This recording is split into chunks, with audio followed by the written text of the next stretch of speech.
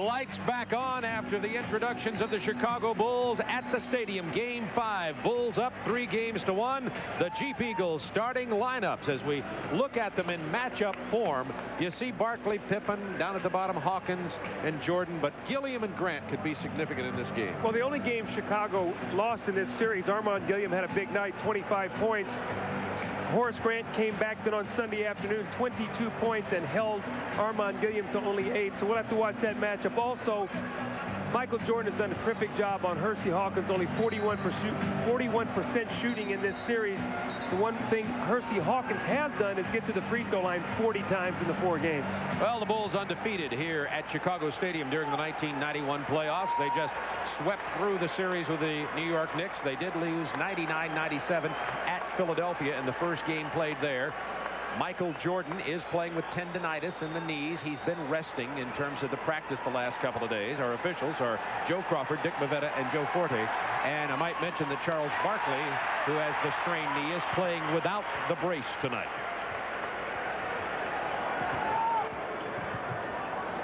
The Bulls with this starting lineup intact for 3 years now. Longer than any other team in the NBA. Horace Grant misses. Jordan follows. 2-0 Bulls. Well, you see already a hustle basket for Michael Jordan on the offensive board. A tough shot by Horace Grant. Michael right there on the doorstep to finish it off. Philadelphia just cannot give him those kind of easy baskets tonight, Bob. There'll be no way they can win. And there's the Bulls forcing another turnover, leading 2-0. Tone of this game could be set very early. Pippen to the hoop, gets the roll, 4-0 Bulls. Great finishing drive that time. Scottie Pippen with the left hand. Should they go in here to Armand Gilliam, try to get him going early against. Michael Jordan had the steal, except for stepping out of bounds. Jordan went into the expensive seats down there. Of course, that's what you get. They say if you buy this ticket, you got to meet Michael. Well, one thing you have to do, Bob, is when Michael Jordan's man is clearing out, you've got to let him clear out. Michael will stay there to double team. That time he almost doubled back for the steal. 10 seconds to shoot for Philadelphia, trying to penetrate the Bulls defense. It's been the best of any team in the NBA playoffs. Now 3. Ricky Green sticks the jumper from 20 feet, 4-2 Bulls. I don't like the way Philadelphia's running their offense right now. They're very mechanical and they're taking shots to beat the clock. If they do that, they're going to shoot a very low percentage. They got to get into their offense sooner. Bulls centers Cartwright and Purdue have just abused Philadelphia so far, but Mahorn this time stops Cartwright. Cartwright passes with 6 seconds on the shot clock. Jordan, a contested jumper, just caught the bottom of the net. 24-second violation. That was a violation. The turnover goes to Philadelphia. Yeah, 24-second shot clock. Michael shot an air ball. The ball was loose, no possession. So Philadelphia will get it with an opportunity to tie. On Sunday, Philadelphia opened up with what looked to be as an offensive foul on Philadelphia. The Sixers looked like they were very intense and were going to come in and play the Bulls very tough for about the first minute and a half. Yeah. Michael stuck a couple of early 3-pointers, and then you could see the deterioration in the Sixers. Well, they have to stay close here tonight in this first quarter. That's very, very important to get off to a good start, and they have not really done that. The defense has been solid. Cartwright tries to penetrate into the paint, and he's fouled as he spins in there. See, Philadelphia has the type of team, Bob, that when you're a coach and you prepare for the style of ball that Jimmy Lynam has to play because of his team is a very deliberate pattern style of basketball. So when you play a team like this in the playoffs, you do a lot of scouting, a lot of preparation, so you really lock in your defenses. And it's very difficult for Jimmy Lynam to change because just of his personnel. So he really has his hands tied on the different kind of offensive sets they can run. Chicago's locked into those, so without easy baskets and without offensive rebounding, Chicago's been able to shut them down. See what Bill Cartwright has done this series. Shooting nearly 60% from the floor. We have a 6-2 Bulls lead. Early going. Bulls applying that defensive pressure full court. Ricky Green up to Mahorn. But see the shot clock already down to 15 seconds before Philadelphia even begins their half-court offense. Mahorn from 17. Rick Mahorn, that's his 6th field goal in this entire series. Had 5 field goals coming into this night's ball game in 4 games. So you can see he has totally been shut out. He opened up Sunday with a perimeter shot. Looked like he might get off early and did not. Cartwright's fadeaway. Not this time. Barkley with a rebound. He runs into his own man and lost the dribble there as Horace Grant broke it up, but Hawkins comes away with it. Charles Barkley ties it up at 6. You notice a lack of intensity on the Sixers, but they're tied. Maybe the poise and the lack of intensity. If they relax, perhaps they can help them play a better game. Pippen makes it 8-6. Scottie Pippen is shooting the ball so well in the playoffs. His game has just gone to another level. 52%. Inside to Gilliam. Jordan got a piece of it. Gilliam was so frustrated and flustered, he couldn't even put the layup uncontested into the hoop. He was worried about Horace Grant blocking his shot also. Jordan misses the 3. Hawkins with a long rebound. 8-6 Bulls. Ahead to Gilliam. This one he sticks, and he's fouled, so Gilliam will go to the line. Much tougher shot that time, but his concentration was better. I think you said a while ago he did not have good concentration. He got distracted on his shot. This time you see Armand Gilliam out running the lane. Nice pass from Charles Barkley. Keeps his eyes on the target, finishes it, and now has an opportunity for the 3-point play. But Armand Gilliam very important in this offense, Bob, because Philadelphia is a low post oriented team. When you look at Gilliam, you look at Barkley, and the outside shooting of Hersey Hawkins, that's basically the strength. Sixers have the lead, 9-8. 3-point conversion, and the Sixers are 4 out of 5 from the floor, so they're shooting the ball well. The only miss was that one by Gilliam. Here's Jordan. Rebound Sixers. They could take a 3-point or more lead on this possession. Green from the baseline. Not a good shot. Cartwright. Outlets to Jordan. There's the offense that Pippen has brought to this team. Outside, inside, slashing into the paint. And Pippen's 3 out of 3 from the floor. What Scottie brings you, Bob, it's almost another big guard out on the floor, the way he handles the basketball. You see him here in the open floor, something he does so well. But the interesting thing is, look here at the interior defense of Philadelphia. They basically get out of his way. Rick Mahorn gets out of his way. Armand Gilliam makes no attempt to block this. Look at this. He just sort of sticks a hand up. You can't give Scottie Pippen that kind of easy basket if you're trying to win a series, prevent yourself from being eliminated. Philadelphia playing defensively as though they have no center.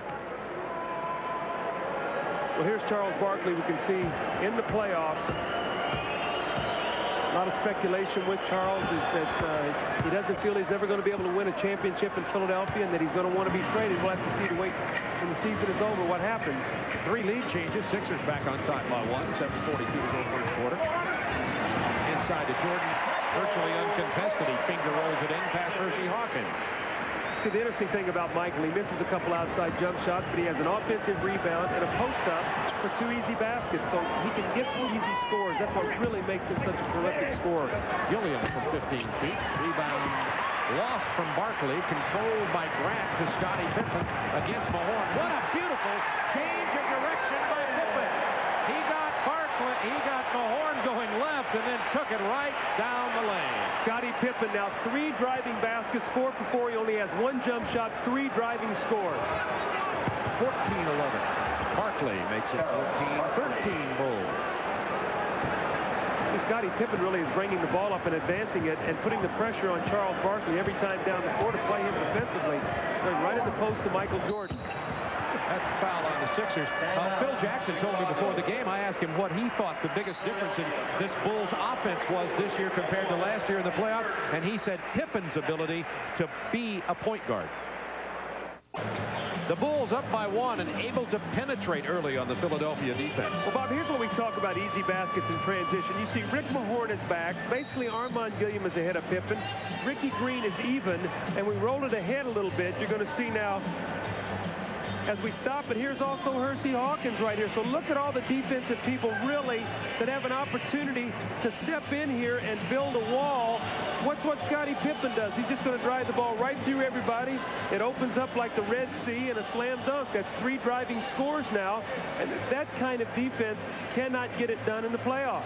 Jordan and Pippen have 9 of the Bulls' 11 shots. Hawkins for Philadelphia has yet to take a shot, and they certainly need Hersey Hawkins to get involved in this Philadelphia offensive scheme, because save for Barkley, nobody has been doing much offensively for Philadelphia in this series. Pippen again to Paxson. Stolen by Barkley. Has to beat Pippen. Beautiful move by Charles, but he missed the layup.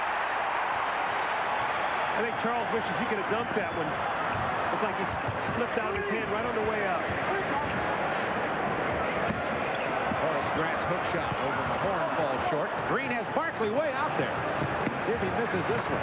There's the dunk. That's the one he'd like to have done the last time down the floor. How about getting the repeat opportunity? That's why you can't quit playing. You got to keep your head up and in the game. You got to throw the mistake you made away.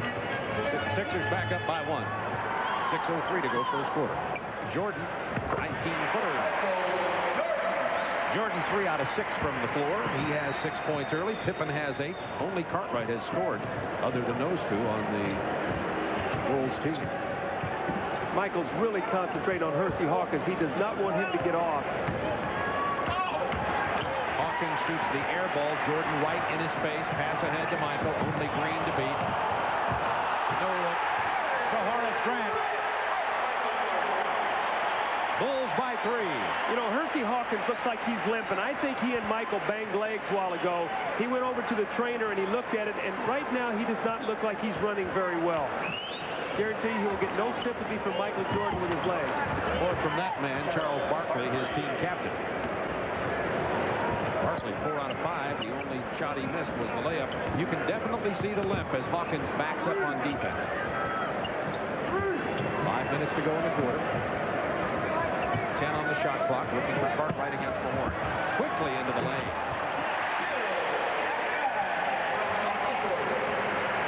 Bulls by 3. Sixers hanging in there. The high-scoring quarter, though, that does not bode well for Philadelphia. For them to win in the Chicago Stadium, they've got to keep the game in the low hundreds. Right now, you're looking at about a 120-point game. Hawkins gets his own rebound, back up for his first basket of the night.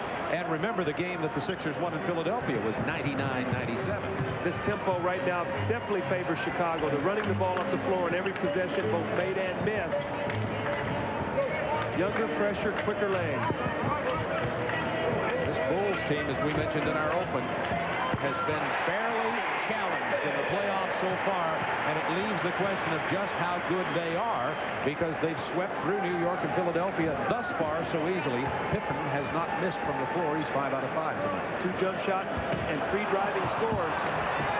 Hawkins, 2 consecutive field goals. It's a 1-point Bulls lead. See if Michael Jordan goes to the post. He usually likes to go right back to the post when a guy scores on him and take it right back to it. He does. Gets the double team, however. They reverse it to Pippen. He'll go to the post. Look at that move. A little bit reminiscent, and I'm getting in high cotton here, of Dr. J. That was a Dr. J, just an extending move.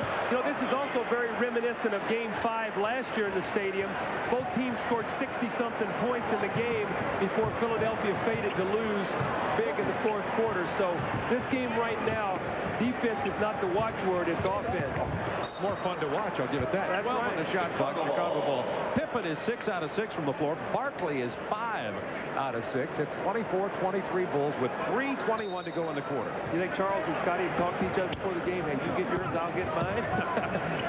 You know that better as a former player. You've had those conversations, haven't you? Fess up. Yeah, but no one would ever cooperate with me. They say, we can stop you. I'm not going to go through that. No deal. Hawkins with the force out for the foul. That's 2 on Hersey Hawkins, by the way. And Ron Anderson will check in for the Philadelphia 76ers. Anderson averaging only 8.5 points a game in this series. Certainly not enough. Shooting 34%, so he has gone south with his shooting, and they desperately need him to come off the bench and score. Paxson misses the jumper. Chance for the Sixers to take the lead.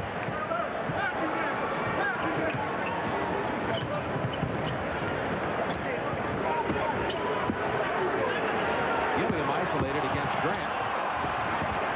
Throws up a virtual air ball out of bounds. It'll belong with 6 on the shot clock to the Sixers. Timeout, Philadelphia, with 2:48 to go in the quarter, and the Sixers with an opportunity to take the lead. Well, the Sixers will have 6 seconds on the shot clock when the